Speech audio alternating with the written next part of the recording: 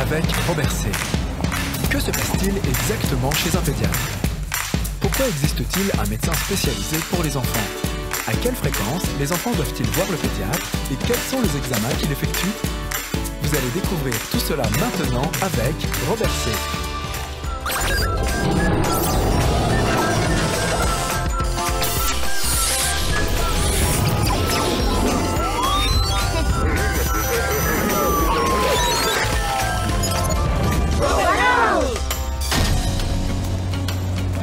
Combien de temps ça va encore durer?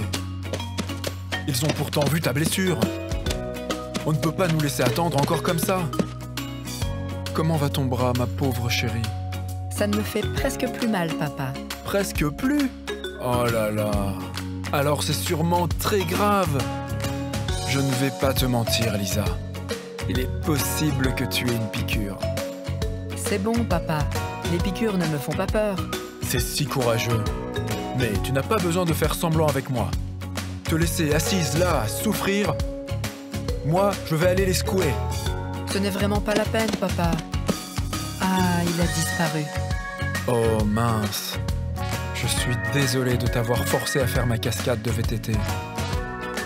Ce n'est pas grave, petit frère. Et puis, ça me fait juste une visite chez le pédiatre. Je ne me souviens même plus à quand remonte ma dernière visite. Attendez, moi je sais. C'était il y a 3 ans, 5 jours et 23 heures. Et avant cela, une fois par an. Une fois par an? Pourquoi ça? Hein? Il faut que tu t'expliques, Robert. Un pédiatre est responsable de l'examen régulier des enfants. Les pédiatres savent exactement par quelles étapes de développement le corps humain passe en grandissant et peuvent donc rapidement identifier les problèmes qui surviennent pendant la croissance. Tous les enfants passent leur premier examen chez le pédiatre quelques heures après leur naissance. C'est là que toutes les fonctions importantes du corps sont contrôlées. En plus du cœur, le pédiatre examine les poumons, par exemple, et vérifie également si l'audition et les yeux fonctionnent correctement. Ça semble assez dangereux. Est-ce que ça veut dire qu'il peut y avoir plein de problèmes avec les enfants? Non, non. Il est seulement important de procéder à ces examens le plus tôt possible pour pouvoir réagir rapidement. Mais Robert, les autres enfants ici sont plus jeunes que moi, mais ce ne sont plus des bébés. Est-ce qu'eux aussi, ils se sont fait mal en jouant?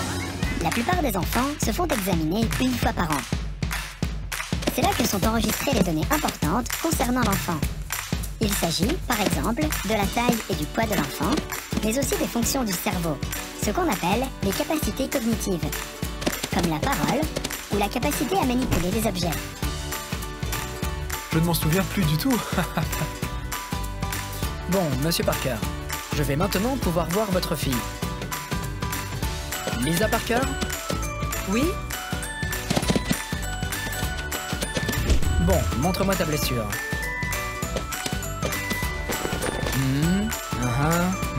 Ça n'a pas l'air bien grave.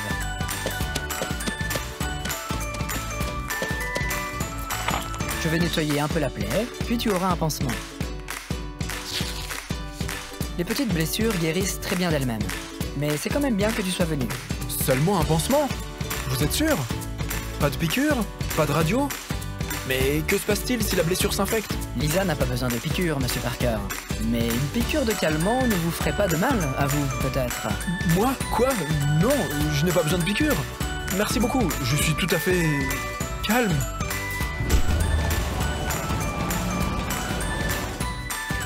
Heureusement que j'étais là pour que le pédiatre te soigne.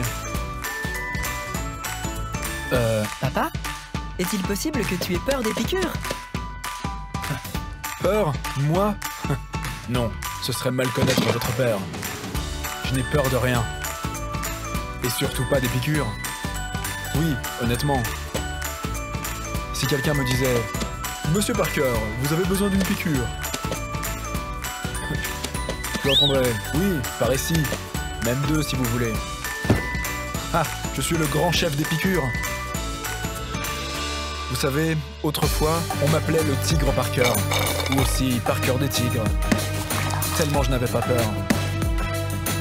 J'ai dû me documenter pour savoir ce qu'était la peur. C'est bon, papa. C'est bon, papa.